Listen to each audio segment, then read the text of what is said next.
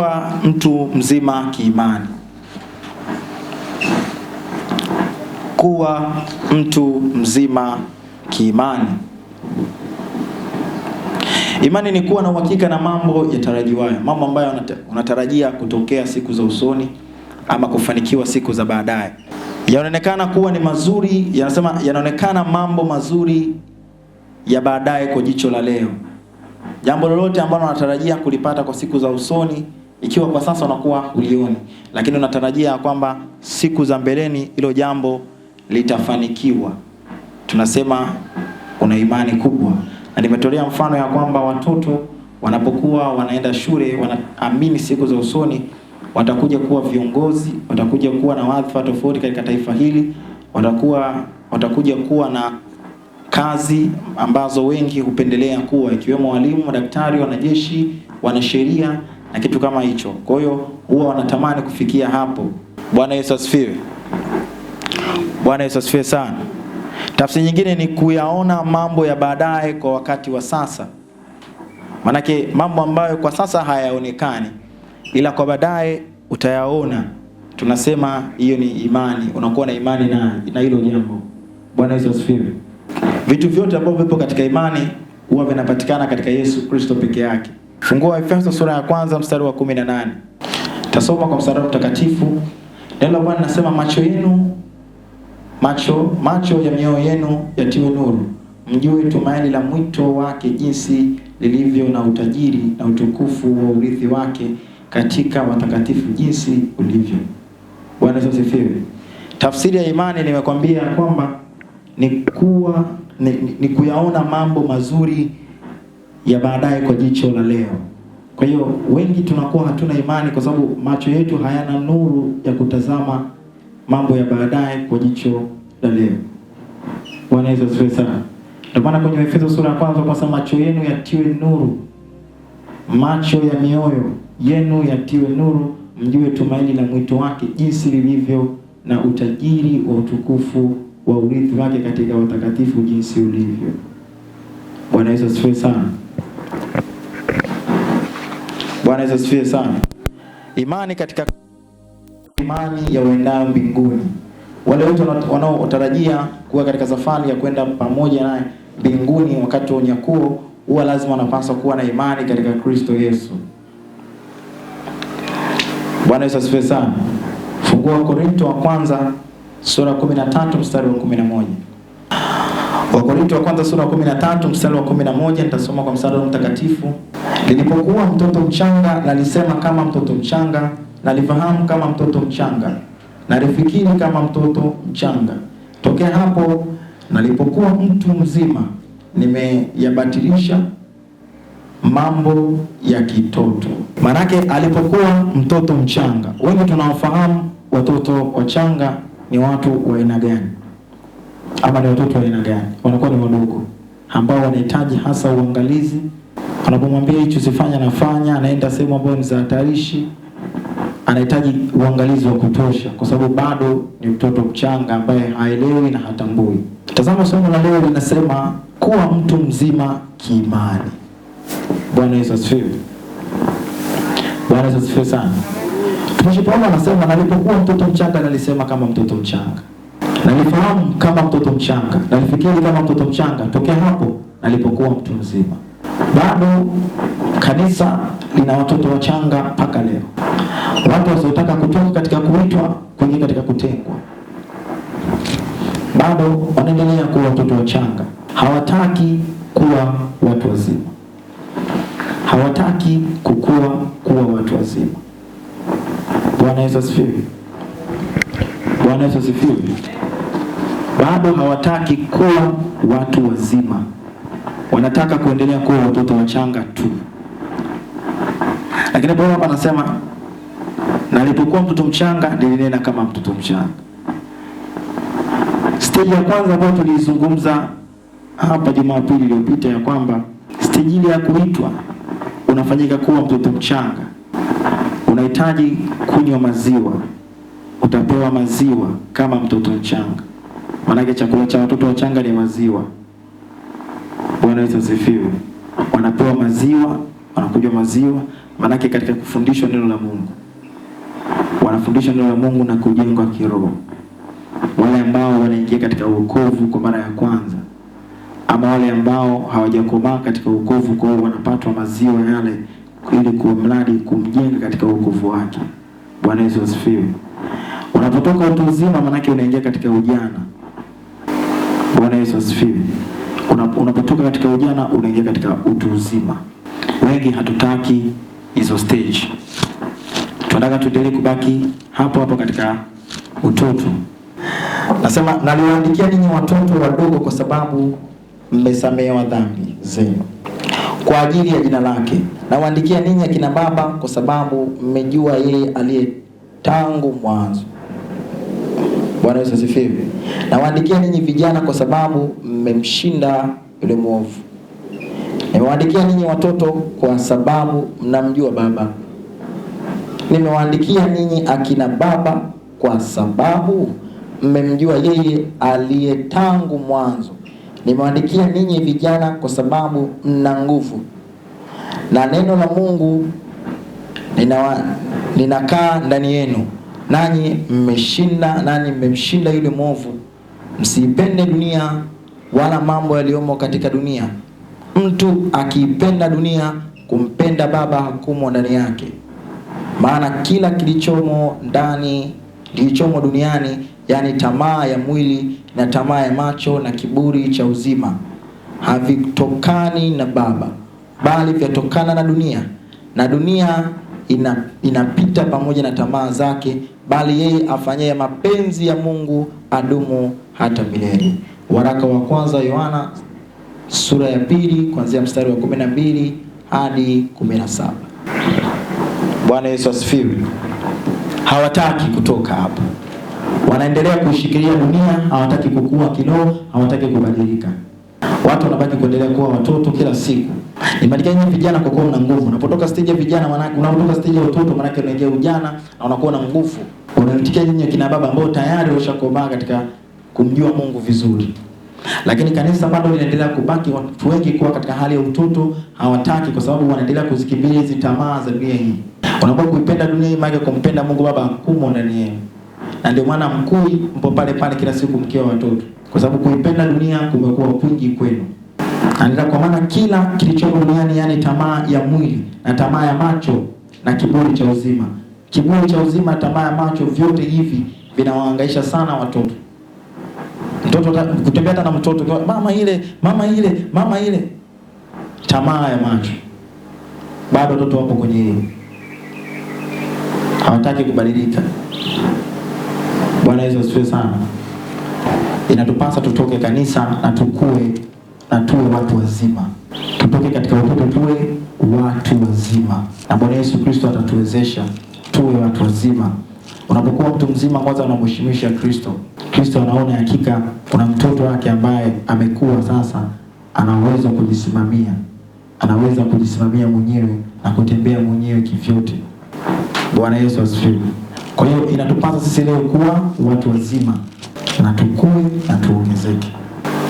Musa alipokuwa mtu mzima alikataa kuwa mwana wa Farao. Wengi tunamfahamu Musa. Musa alipokutwa na binti wa Farao alienda kuishi katika nyumba ya Farao. Lakini alipokuwa mtu mzima hakuendelea kubaki katika nyumba ya Farao.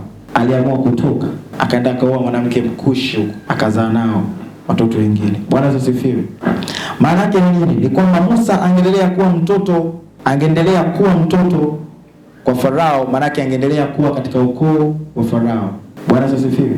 Maana yake mimi na wewe kama tunapoendelea kuwa watoto, maana yake tunaendelea kujikia mizizi katika ulimwengu wa giza. Maana yake hatukui. Musa angeendelea kubaki katika nyumba ya Farao, angefuata tabia zote za Kimisri. Sinaonekana mtoto wa binti Farao, maana yake zile tabia zote za Kimisri zingemwingia Musa, angeishi kama vile walivyoishi wa Misri. Maana yake ile mizimu na miungu yote ya Farao ingehamia kwa Musa mazima. Musa alipokuwa mtu mzima alikataa kuendelea kutumikia miungu ya kishetani ya Farao. Napata tabu sana katika kanisa leo hii, bado watu wakiendelea kushikilia miungu ya kwao na wakijiona ya kwamba tayari wameshasimama katika ulimwengu wa roho, wapo vizuri. lakini bado akiendelea kushikilia yungu la kwao. Tupo katika mwezi huu wa 12, wengi wetu huwa wanarudi katika koo zao, nyumbani kwao. Bwana Yesu asifiwe sana. Musa alikataa kubaki katika nyumba ya Farao kwa sababu Farao ana miungu yake, ana falme zake na vitu vyake ambavyo anaviabudu. Kwa maana yeye angeendelea kubaki pale kwa binti Farao, kuna vingi ambavyo angevichukua kutoka kwao pale. Watu wote ambao wamekuwa watu wazima hawezi kushiriki tena matambiko, hawezi na kushiriki kafara za dunia hii, hawezi na kushiriki sadaka za dunia hii,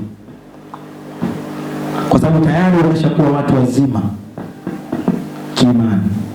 Kipindi kile Yeremia anapoambiwa na Bwana ya kwamba, mtumone Yeremia sura ya kwanza anzia mstari wa 8. Bwana anamwambia, anzia mstari wa 4. Neno la Bwana likamjia kusema, kabla sijakuumba katika tumbo nalikujua, na kabla hujatoka tumboni nalikutakasa. Nimekuweka kuwa nabii wa mataifa. Ndipo nikasema, Bwana Mungu, tazama siwezi, kwa maana mimi ni nini? Ni mtoto.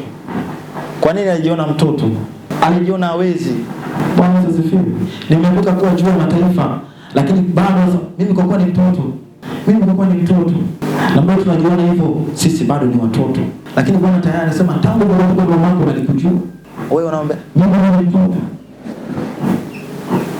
Bwana Yesu asifiwe. Lakini Bwana akamwambia, usiseme mimi ni mtoto, maana utakwenda kwa kila mtu nitakayekutuma kwake, nawe utasema kila neno utakalokuamuru. Usiogope kwa sababu ya hao, maana mimi nipo pamoja nawe nikuokoe, asema Bwana. Ndipo Bwana akanyoosha mkono wake akanigusa kinywa changu. Bwana akaniambia, tazama, nimetia maneno yangu kinywani mwako. Angalia, nimekuweka leo juu ya mataifa na juu ya falme, ili kung'oa na kubomoa na kuharibu na kuangamiza, ili kujenga na kupanda. Tayari alikuwa ameshakuwa mtu mzima. Bwana Yesu asifiwe. Alijiona ni mtoto. Mtoto ni yule ambaye hawezi chochote. Mimi kweli nitaweza kuangusha zile falme? Mimi kweli nitaweza kufanya maombi? Mimi kweli nitaweza kufanya nini? Tunasema tumeokoka na tunataka kwenda mbinguni, lakini bado wengi ni watoto. Hatuwezi kujisimamia wenyewe. Uko kwenye wokovu mwaka 20, uko kwenye wokovu mwaka 30, unashuhudia beza injili, unashangaa ile neno hivi kweli lipo? Bado ni mtoto. Kuomba uwezi, kufunga uwezi, kufanya nini uwezi. Kanisa linapaswa likue kiroho. Enendeni duniani mote, kila aaminie na kubatizwa. Akuandikwa askofu wala mchungaji, ni kila mmoja wetu. Maana tunataka sisi kila mmoja wetu kwenda kuitangaza injili ya Bwana. Sasa kanisa, sisi bado ni watoto. Tutakuwa lini? Bwana tayari ashasema, tangu ulipokuwa tumboni mamako nalikujua. Kila mmoja wetu ni mtumishi wa Mungu. Lakini hatukui kwa sababu tunajiona bado ni watoto. Simaanishi utoto wa kimwili, na maanisha utoto katika ulimwengu wa roho. Bwana Yesu asifiwe. Shetani anawapiga sio watu wazima. Shetani anawapiga ni watoto. Ukimwona mtu bado anateseka na mapepo, anateseka na ndoto sio ajabu, na ameokoka, anasema mimi nikisikia hiki, nasikia kile, bado ni mtoto. Kwa sababu shetani anawajua watu wazima na waaguzi. Tawana nasikia wachawi wanatambani, yule tumemgaragaza, tumefanya hichi, anasali kanisa ile pale. Bado ni mtoto. Bwana Yesu asifiwe. Bwana Yesu apewe sifa. Inatupasa tukue watu wazima kiimani. Musa alikataa, na hatuwezi kataa. Sasa mimi sitaki kubaki kwetu Misri, natoka naenda na Yesu. Musa kutoka alifanya maamuzi. Bwana asifiwe. Wapo wa Kristo wamekataa na ndio maana wamebaki huko. Unashangaa mtu ameokoka na baba. Bwana Yesu asifiwe. Ameendelea kubaki Misri. Ameendelea kushikilia. Anasema ameokoka yuko kwenye kampuni ya sigara au pombe. Anafanya kazi, mtumishi, sehemu ya ajira, fungu la 10 nitakuletea. Unafanya kazi wapi? Ndipo katika kiwanda cha bia. Nafanya kazi kwenye kampuni ya pombe ama ya sigara. Umeokoka mtumishi wa Bwana? Ndio. Tena ndipo katika kiwanda kinahubiri injili. Bwana Yesu asifiwe. Upo kwenye sinagogi la shetani na unahubiri injili. Bwana Yesu asifiwe. Lakini mambo hayo sio. Amua na utoke mazima, ukue kiroho, uongezeke kiroho. Jana nilikuwa natazama hapa clip moja ya watumishi fulani hivi. Unaofahamu baadhi yao, sio wote. walikuwa mtu mmoja ambaye sasa hivi ameshakuwa mchungaji, alikuwa anashuhudia pale. Akanasema kuna baadhi ya watumishi walipita katika taifa hili la Tanzania, jina lao tulikitajwa kuzimu, watu kadhaa wanaanguka wanakufa. Kama walikuwa wachawi 20 au 80, walikuwa 80 wachawi 20, wachawi karibia 40 wote wanaanguka chini, wanafia hapo hapo, wanabaki 20 kwa kutaja tu jina lao kule kuzimu. Yaani ukitaja jina lake tu tayari. Bwana Yesu asifiwe. Waliamua kuwa watu wazima, hawakutaka kubaki watoto. Ukiwa mtu mzima, jina lako tu watu wakilitaja tu mtumishi fulani, yani uko tayari ushawavuruga huko, kwa sababu ulie ndani yako ni mkubwa. Ndio maana kuanzia wewe leo utazidi kukua zaidi na zaidi. Kuna siku Bwana akinipa kibali nitafundisha hapa kuhusiana na nguvu ya jina. Bwana Yesu asifiwe. Tuwe watu wazima. Fungua Petro wa kwanza sura ya kwanza mstari wa 14. Anzia wa 13 upate kitu kizuri.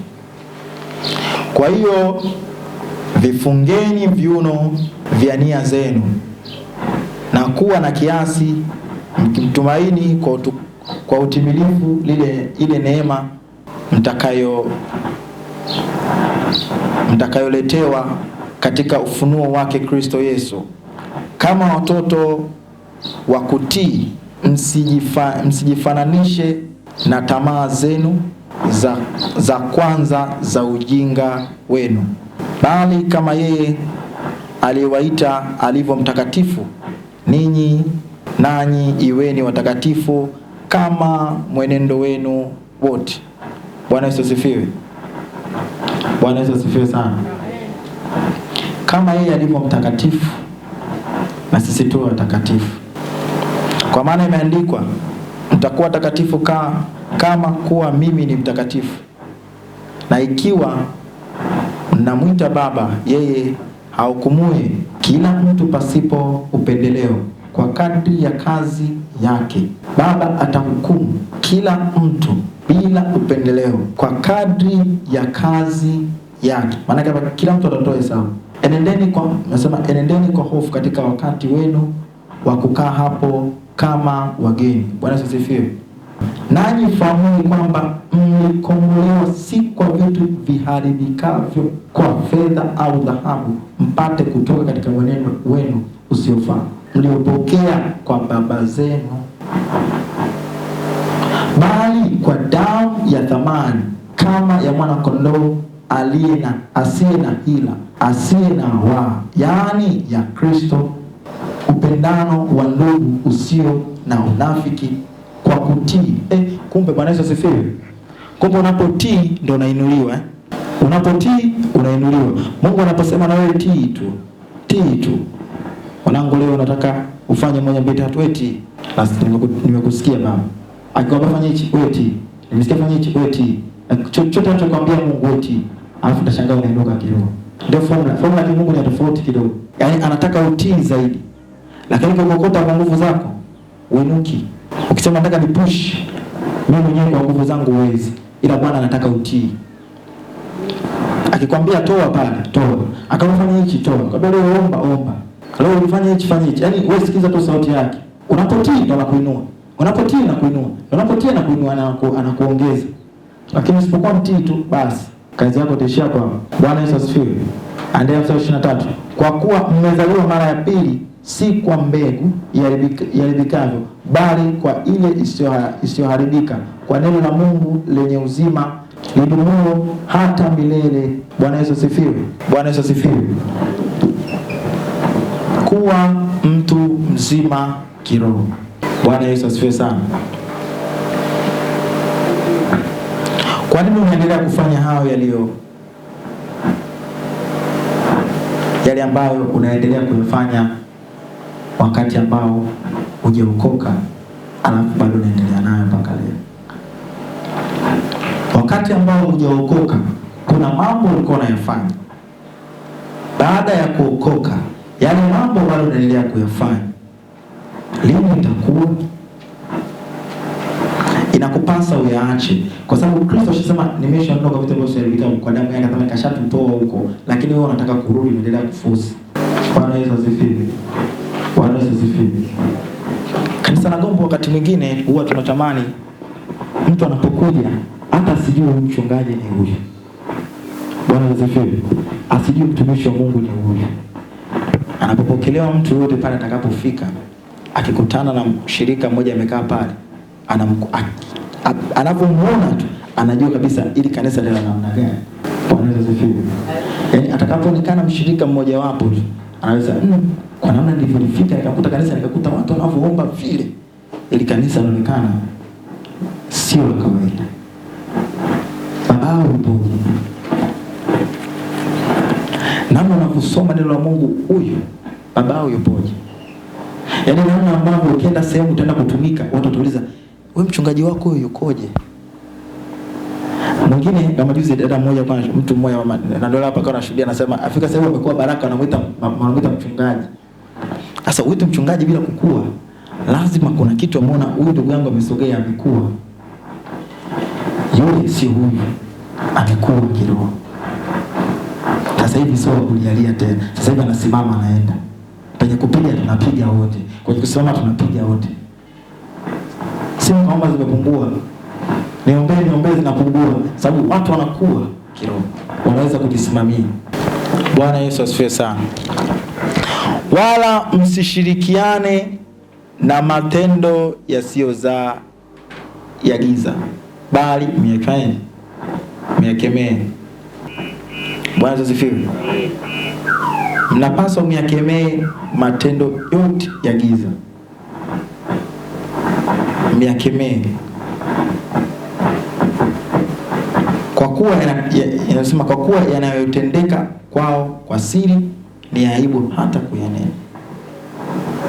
Mnapaswa mwafanyaje? Myakemee. Lakini siwe sababu ya wewe ambaye umeokoka kushiriki tena na kuendelea kuyaishi matendo ya giza. Sasa unaweza ukawa uelewi, lakini unayashiriki. Mwanzo 12 utasikia vitu vingi sana, hasa katika wale ambao wanarudi, katika wale ambao unasikia ni Mwanzo 12 tu maana kwa ajili ya hiki. Mtu aliyekomaa kiroho anaelewa kabisa. Bwana Yesu asifiwe. Bwana Yesu asifiwe. Bwana Yesu apewe sifa. Watu wa kiroho huwa wanaelewa Mwanzo 12. Tuma hela sio kujenga nini. Kuna hapa kuna sherehe tunataka kufanya tambiko. Tuna nini? Unaweza kuwa hujui lakini unatuma, unashiriki katika hayo matendo. Bwana Yesu asifiwe. Epuka kuwa ushiriki katika hayo matendo, tuka katika hiyo nyumba ya binti Farao na uinuke na Kristo mazima. Usirejee tena. Na kiwa kuna kazi yote au majukumu yao, napenda kuwashauri watu ya kwamba ukijiona umeokoka na kuna kazi fulani ambayo unaifanya unaona kabisa haina utukufu kwa Kristo, ni bora uikansel, tafuta kazi nyingine. Bwana Yesu asifiwe. Kuna kazi ambazo zitakutenga na uwepo wa Mungu mazima. Utakuwa una muda tena kutafuta uso wa Mungu. Nitazitaja. Kuna kazi ya usafirishaji, pikipiki, bodaboda, magari, yani yote inaitwa usafirishaji, utakutenga. Kazi inaitwa saluni, itakutenga na uwepo wa Mungu. Kazi ya uza chips itakutenga na uwepo wa Mungu. Paka rangi kucha itakutenga na uwepo wa Mungu. Bwana Yesu asifiwe. Kuna kazi ambazo ukishazifanya, kazi sijui ya kuuza bia, pombe, itakutenga. Kazi ya kuuza sigara itakutenga na uwepo wa Mungu. Kuna kazi ambazo betting, unakuta mtu anafanya kazi kwenye kampuni ya betting, itakutenga na uwepo wa Mungu kabisa.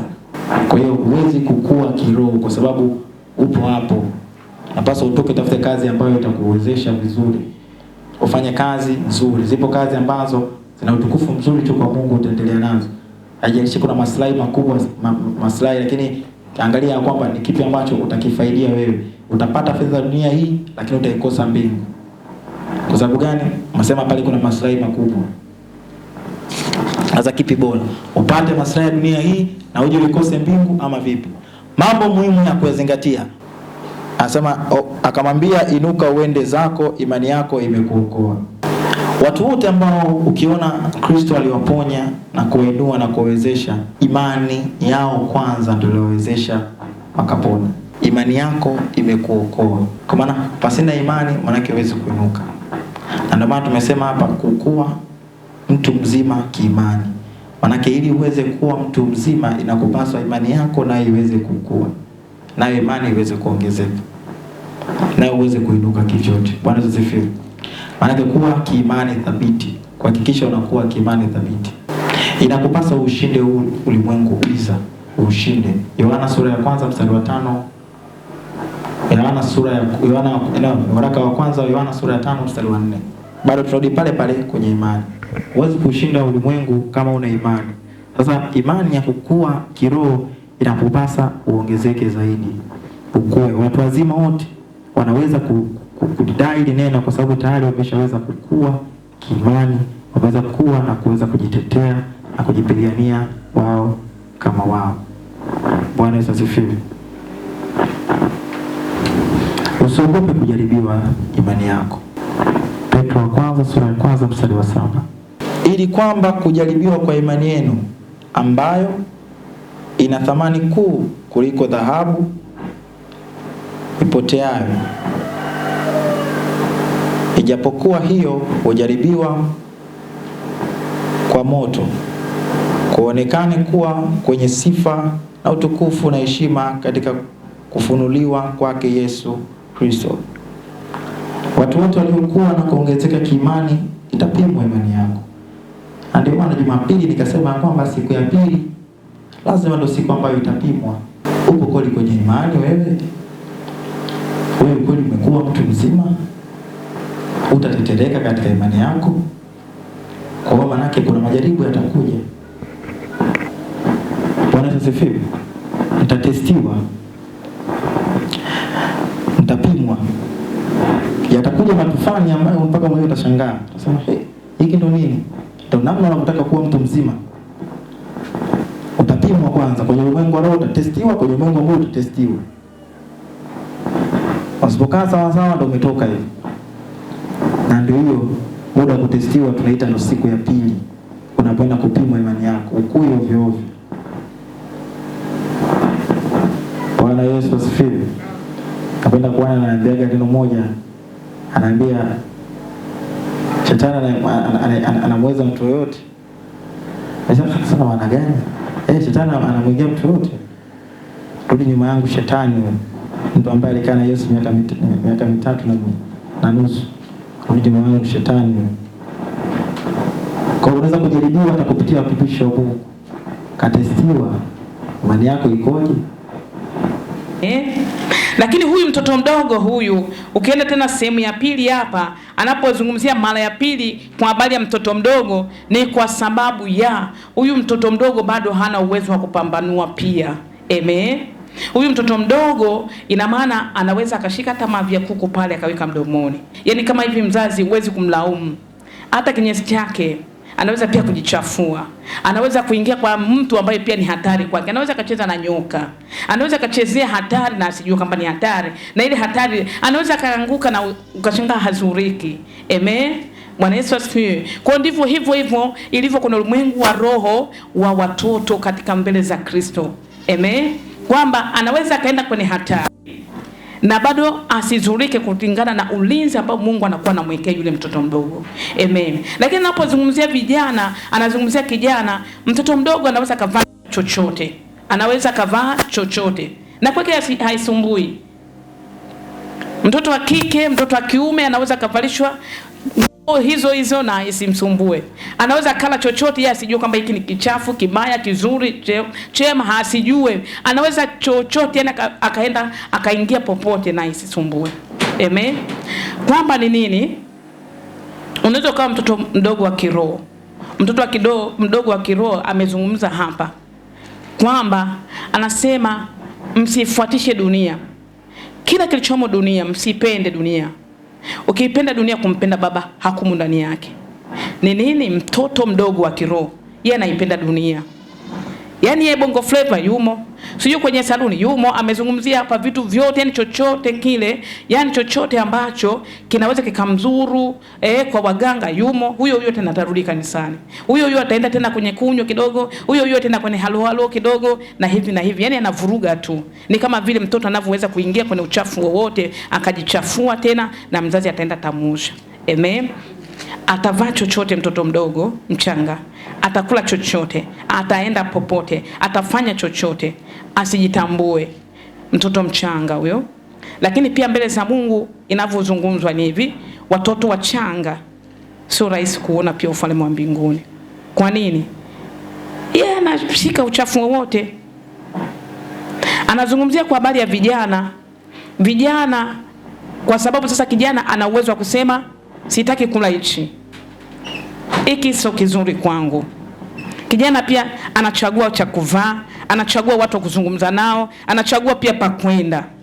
Kwa hiyo hapa nasema, ndio maana nawaandikia vijana, kwa sababu vijana wana nguvu. Ina maana sasa vijana katika Kristo wana uwezo wa kuchagua kwamba hiki hakinifai, kwa Yesu wangu sicho. Chakula hiki kwa Yesu wangu siwezi kula, hiki sicho. Kinywaji hiki kwa Yesu wangu sicho. Mavazi haya kwa Yesu wangu sio. Amina. Mahali hapa, muziki hii, mambo haya, tabia hizi kwa Yesu wangu sio. Tuko pamoja? Yaani umri wa ujana wa kimwili ndio huo unaotakiwa kuutazama katika ulimwengu. Na kwa kufanya hivyo, ina maana ndipo hapa anakuwa kwenye fungu hili. Msipende dunia wala mambo yaliyomo katika dunia. Mtu akipenda dunia, kumpenda Baba hakumu ndani yake. Lakini mtoto mdogo yeye anaipenda tu. Akisikia rusha roho yuko nayo, karuka nayo. Akisikia singeli karuka nayo. Akisikia sinyuni ni karuka nayo. Ni mtoto mchanga, hajui. Ni kama vile anashika kinyesi, anafanya hivi, anajichafua, ataenda tena kwa babake hivyo hivyo. Sasa anapozungumzia hapa kwamba nimewaandikia vijana kwa sababu vijana wana nguvu, ina maana sasa wana uwezo wa kujua kwamba mimi sio wa singeli, mimi sio wa katakei, mimi sio wa mavazi haya wala sio wa mambo haya. Na kwa hiyo sasa ndivyo anapokuwa ametengwa na dunia. Ndipo pale Musa alipojitambua, siwezi kujifurahisha na ufahari wa Misri, yuko kwenye jumba la mfalme. Lakini ndilo linalowatesa wana wa Israeli, ndilo linalowatumikisha wana wa Israeli. Ndio hiyo Waebrania ile 11 pale anasema Musa akakataa kuitwa mwana wa Farao, akiwa sasa amejitambua. Lakini ndo amelelewa hapo kwenye hiyo fahari. Akiwa mtoto alilelewa kwenye hayo maisha ya fahari, wakati Israeli wanatumikishwa, wakati wazazi wake kule wanaambiwa watoto wao wa kiume wauliwe. Yeye ndo analelewa hapo, yeye ndo anafundishwa hapo, yeye ndo anakuwa hapo. Sasa ameshakuwa mkubwa, anatambua siwezi kuendelea kwenye hii fahari. Mimi ni heri kuenda kwetu na wenzangu wa kwangu, ni wale wana wa Israeli, kuliko kujifurahisha na haya. Ndio maana anasema sasa vijana wana nguvu. Ina maana kwamba anajua jinsi ya kutengwa kutokana na kufurahia udhalimu. Sitaki kufurahia udhalimu, lakini natakiwa nitoke kwenye udhalimu, hata kama itanisumbua, hata kama ni kwa mateso. Bwana Yesu asifiwe. Lakini pia nasema nawaandikia wa baba. Amen. Kwa sababu ya kumpenda Mungu Baba. Amen. Nimewaandikia ninyi kina baba kwa sababu mmemjua yeye aliye tangu mwanzo. Mtu mzima yoyote, tuko pamoja. Uwezi kumwambia kwamba atakwambia mimi siwezi kuvaa mavazi ya vijana haya wewe, au wape wale kule. Ukija kwake, yani kila kitu kashapitia, yani anajua kabisa, yani anajua kukokotoa. Na Paulo alisema mahali fulani kwamba chakula kigumu ni cha watu wazima, kwa sababu akili zao zimeshazoezwa kupambanua. Yani kwamba anajua hili ni pepo na huyu ni roho wa Mungu. Hii ni sauti ya Mungu na hii hapa naongea na roho fulani, hapa natakiwa kuikemea au inatakiwa kukubali. Ndio maana anasema nawaandikia wa baba. Bwana Yesu asifiwe. Kwa hiyo sasa anachozungumzia hapa, kuna hata juzi hapa kuna mmoja kaniambia, kanishuhudia ndoto zake akizungumzia kwamba alitokewa na Bwana akaongozwa kwenda mbinguni yeye, lakini akaoneshwa baadhi ya watu hapa kanisani, watu 3, 4, wanne, na yeye akiwa watano, yeye lakini akiwa na bembeleza sana kuomba toba. Lakini hao watu waliokuwa naoneshwa wakiwa wamevaa yale mavazi ya kutengwa siku ile. Na walikuwa wangapi? 3. Na kule kaonekana na mwanamke mmoja 4. Amen. Amen. Na yeye akawa anaomba kweli, akitubu sana, na akamwambia Bwana, mimi nitaingia. Baada ya kusikia kwamba Bwana anawafurahia wale, anasema mnanifurahisha. Amen. Mtaingia kwenye ufalme wangu. Naye akasema na mimi je? Akasema nilikuona ulivyokuwa unahangaika kuomba rehema, utaingia, lakini shetani atapambana na wewe. Ndicho hicho ninachozungumzia kwamba wakati huu, je, uko tayari kutengwa? Je, uko tayari kutengwa au bado tu utaendelea kujishikisha chochote kile kinachopita mbele yako, kile unachokuwa utakimbizana? Anasema msipende dunia. Ukiipenda dunia, kumpenda Baba hakumo ndani yake. Mtu akiipenda dunia, kumpenda Baba Amen. Anasema maana kila kilichomo duniani, yani tamaa ya mwili, tamaa ya macho, kiburi cha uzima, havitokani na Baba, bali vyatokana na dunia. Na dunia inapita. Kwa ndio maana unakuta watu wengi wanaingia kwenye shida kwa sababu ya tamaa, kaona katamani hiki. Kaingia kanaso. Amina. Basi kwangu imenileta mahali pazuri zaidi, na kuna daktari mmoja alinicomment, niliweka kwenye status yangu nikiwa najaribu kuzungumzia kwamba labda hichi kiache, wewe ambao unadhani mtu wa Mungu, hiki acha, zile ni jumbe nazotoa. Akacomment akaniambia, lakini dokta, yeye ni daktari, yuko pale St. Joseph, tunashirikiana naye. Akaniambia, lakini Yesu anataka watu waokolewe, haya mengine ya nini? Hata sikumjibu. Yesu anatafuta watu waokolewe, haya kuambia waache, hivi ni vitu vidogo sana. Sikumjibu. Akashangaa tena, kesho yake nimerusha tena kingine, akatoa kiemoji kinashangaa. Mimi pia sikumjibu. Amen. Kwa hiyo nilijua tu yeye yuko kwenye kundi gani, na kwa hiyo siwezi kumjibu kiwepesi. Lazima nimtafutie mazingira ambayo naweza nikamwambia kwamba unatakiwa kuwa mwanafunzi. Lakini ukiwa kule shuleni, unapokuwa mwanafunzi lazima ukae kama mwanafunzi. Uweze kaja na makete yako, unavuta bangi yako, unaingia darasani unapotaka, unatoka Amen. Kwa ndivyo hivyo tunavyokuja kwa Yesu, lakini tunataka tukae na mauzinzi yetu Bwana Yesu atusaidie. Na ndivyo hivyo tunaendelea kusema kwamba tukiambiwa fanya hivi, mimi ni mtoto mdogo, usiniambie kama alivyosema Yeremia, mimi ni mtoto mchanga, siwezi hivi. Uwezi mpaka lini? Unajizuilia kufika hatua kubwa na unazuilia vitu vya Mungu asifanye. Amen. Huyu nani hapa alikuja juzi, aliamini akasema miaka siwezi kwenda kwa mganga mimi. Akasema mganga mwenyewe na huyu anayefanya hivi si wote wa shetani. Sasa nimsaidie kazi tena shetani? Mimi nitaenda kwa Mungu aliye juu ya hao wote. Amen. Na ameendelea na imani yake, ambayo nasema imani, na Mungu akamwambia imani yako imekuponya. Kwa hiyo imani yako imekuponya. Na mimi nimwambia hivyo, yani wewe yani mimi nimwambia hivyo nikamwambia wewe, yani huyu Mungu naye kuambia huyu, utaona matokeo yake, watakuja kushuhudia. Haleluya. Kwa hiyo neno hili nadhani pia litamvusha mahali imani, nguvu ya imani. Amina. Asante. Nitasoma kwa msaada wa Roho Mtakatifu, ambaye tuna maneno mengi ya kunena katika habari zake, na ni shida kueleza kwa kuwa mmekuwa wavivu wa kusikia.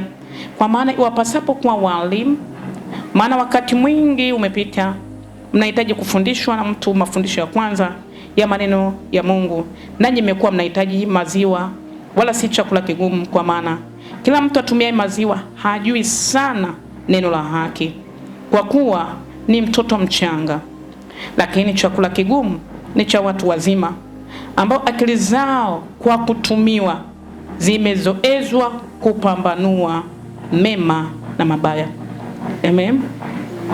Kwa hiyo hapa anasema wengi wanapenda tu maziwa. Yaani kwamba wewe mwambie hivi, wewe uta sasa unaendelea kujilemaza. Lakini pale unapoendelea kuwa mkubwa wa imani, akili yako ina maana ina uwezo wa kupambanua shap hapa ni shetani kashaingia. Pap hapo unajua tayari kitu kingine. Na yeye amesema hakuna neno gumu. Yaani hakuna neno gumu. Na kwa hiyo sasa sisi tunapokuwa tunajikwamisha wenyewe na kiimani chetu cha tunamwekea, tunamfanya pia Mungu na yeye anaishia kufanya hivyo. Yaani Mungu anafanya kulingana na wewe imani yako imekwamia wapi. Amen. Imekwamia wapi? Sio kwamba anashindwa kufanya vitu. Sio kwamba wale akina Daniel walivyokuwa wanaingia kwenye moto, sio wengine mpaka leo ni watumishi wanangangania kwamba zile ni hadithi tu, lakini ni ukweli. Bwana Yesu asifiwe. Ni ukweli. Yaani kwamba Yesu anaingia mahali mapepo yanalipuka yenyewe, ni ukweli. Amen. Mimi nimewahi kupanda, natoka hivi ofisini, nimemaliza kuomba kama hivi hapa, nikaa nimekamatwa naomba, nimetoka nikaingia kwenye daladala hivi tena, nikasema ngoja nisimame tu mlangoni kwa sababu nashukia hapo. Ile nasimama tu hivi. Kwa hiyo akasema nataka kupandisha wengine, ingia. Nilipoenda kumsimamia yule mama, aliruka akainua mikono juu mpaka mtoto wake aliyokuwa amempakata hapa akamwachia mtoto akanalia kivyake. Yule mama aliruka mapepo. Nikashtuka nikasema hivi inawezekana. Nikamwambia toka kwa jina la Yesu. Tunatoka. Dala zima mpaka kule nyuma wakainuka wote wanaume. Na sasa yule alikuwa Muislamu. Nikaangalia nikasema sasa hapa sitaki kero. Nisikaanza tena kulipua mapepo alafu dala zima ikalipuka. Nikamwambia kona nishushe. Akaambia sasa hichi kisanga ulichokichemsha unamwachia ndani. Nikamwambia ya kwako mwenyewe uliyobeba nishushe. Nikashuka. Sawa? Kwa hiyo nikabaki na shangaa, kumbe kweli ile Yesu kwamba anaingia mahali mapepo analipuka, kumbe ipo kweli. Yaani kwamba ipo. Ni sisi wavivu sana. Na sisi ndio tunamwekea Yesu mipaka sana. Lakini kiukweli toka Jumapili ile nimeendelea kusema hata sasa Yesu ameendelea kusisitiza anataka kufanya vitu vikubwa sana. Kila mtu tumeimba hiyo tenzi namba 55, moyo wako uachilie. Mwache afanye, jiachilie. Wewe acha tu mapenzi yake yatimizwe. Amen. Anaenda kufanya vitu vikubwa sana. Nitaka kusahau kitu kingine ambacho Roho Mtakatifu amenieleza na nimemsikia pia mtumishi akieleza hapa kwamba mwisho wa mwaka huu ile kuhani anavyofundisha anasema Septemba, Novemba mpaka Disemba kuna kuwa na matukio magumu na ajali na mauti nyingi, damu zikimwagika. Ni hivyo kwa sababu ya wengi watoto wachanga wa kiroho. Kwamba wengi wanajikuta wanaingia na kujirudisha tena kwenye asili. Wengi wanajirudisha tena kwenye maagano. Wengi wanafanya vitu hizo, sherehe hizo, furaha hizo, nini. Katika kufanya hayo yote ya mwisho wa mwaka, mengi yake hayo yote ni ya nini? Ni maagano hayo ya ibada za miungu. Na kwa hiyo ufalme wa giza unakuwa na nguvu sana kipindi hiki. Kwa sababu wengi wanasafiri wenyewe au wanaomba hela au wanatuma hela au wanafanya vitu ambavyo katika hizo furaha yao na sherehe zao wanajirudisha tena kule kwenye asili. Kwa kufanya hivyo ulimwengu wa giza unakuwa na nguvu, na kwa hiyo ni rahisi kwao kufanya majanga na nguvu wanayo, na ndivyo hivyo inasababisha. Kwa hiyo ni kipindi ambacho unatakiwa kutulia sana kwenye uwepo wa Mungu na kusikiliza Roho Mtakatifu Bwana Yesu anakuambia nini nichofanya. Amen.